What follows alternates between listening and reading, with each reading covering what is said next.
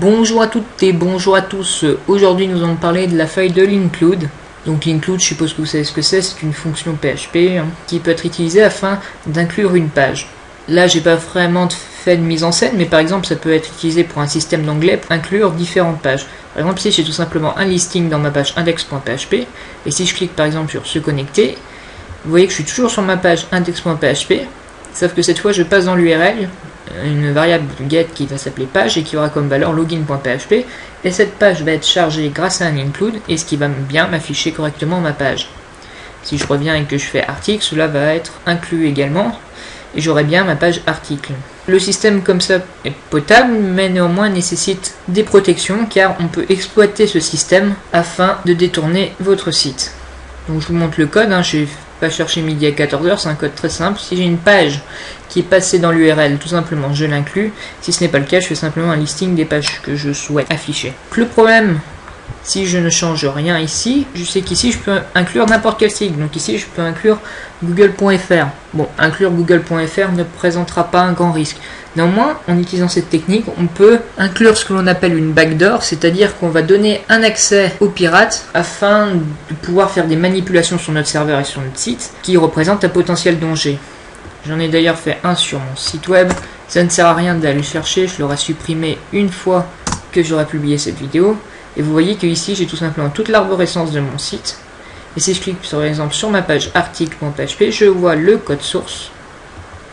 Et plus embêtant encore, non seulement je pourrais voir le code source, et en plus en faisant quelques modifications je pourrais modifier le fichier, mais en plus de cela, ici je peux lire en clair les identifiants de ma base de données, et donc en plus de pouvoir modifier les fichiers de votre site, je peux en plus modifier votre base de données.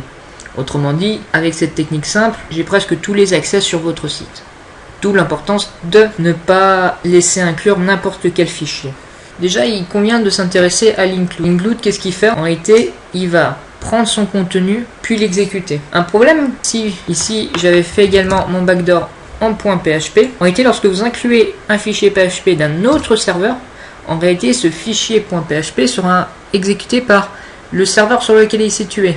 Autrement dit, cette backdoor va s'appliquer sur mon propre site. C'est pour ça qu'ici vous voyez fichier sur mon serveur. C'est qu'en réalité ici je ne suis pas sur le serveur local mais sur mon site. Donc le but c'est d'utiliser le code dans une backdoor dans un fichier qui n'est pas d'extension .php. Et c'est là qu'intervient la fameuse faille d'include. Rappelez-vous ce que j'ai dit, il n'exécute pas le fichier, en réalité il récupère le contenu du fichier puis il l'exécute. Autrement dit, mon backdoor, si je mets du PHP dans un fichier texte, il va prendre le contenu du texte et l'exécuter, et ainsi le PHP que j'aurais mis dans un fichier texte sera bel et bien interprété, et cette fois sur le serveur de la victime. Ainsi, je accès à l'arborescence et à modifier les fichiers du serveur de la victime et non sur le nôtre. Vous voyez que le include présente un énorme risque pour votre site. Certains croient qu'il suffit de obliger que l'extension soit un PHP.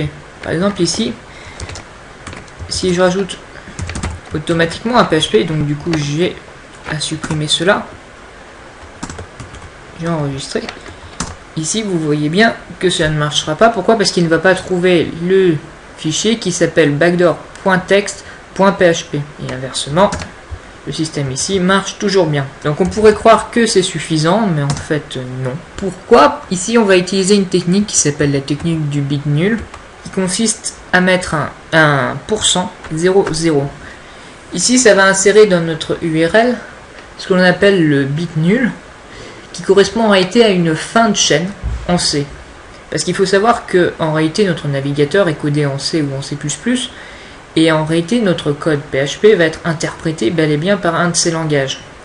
Et en réalité le bit nul correspond à la fin d'une chaîne en C. Autrement dit, si je mets le bit nul à la fin de notre URL, et donc vous voyez que cette fois ça marche. Pourquoi? Parce qu'en réalité il va lire jusque là, et il va s'arrêter à partir du bit nul, et du coup il ne va pas lire notre extension .php que l'on a ajouté dans notre code. En fait, ce qu'il faut vérifier, c'est si notre page à inclure est sur notre serveur. Donc pour cela, on a juste à ajouter ici une condition, if file exist, et cela va vérifier si la page chargée existe sur notre serveur.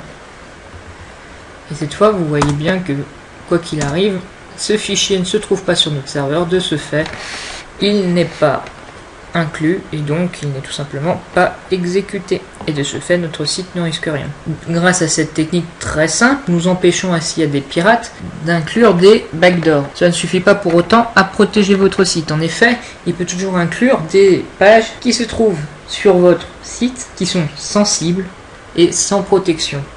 Je pense notamment au htaccess et à htpassword. En effet, ces programmes inclus ne demandent aucune autorisation et donc nous pourrons voir les mots de passe notamment des membres qui ont accès aux pages normalement protégées par le htaccess.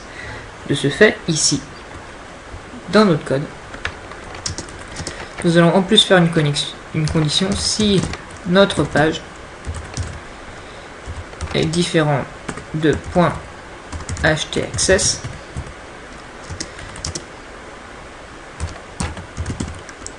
et notre page différent de .ht.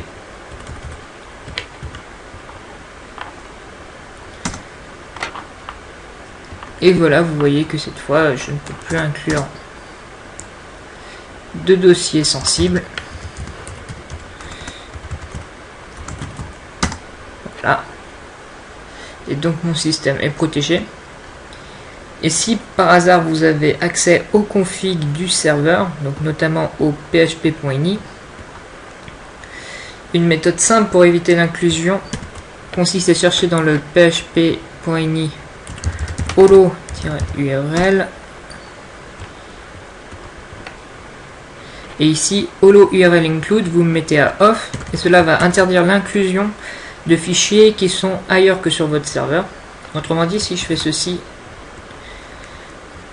je peux supprimer mon fil existe.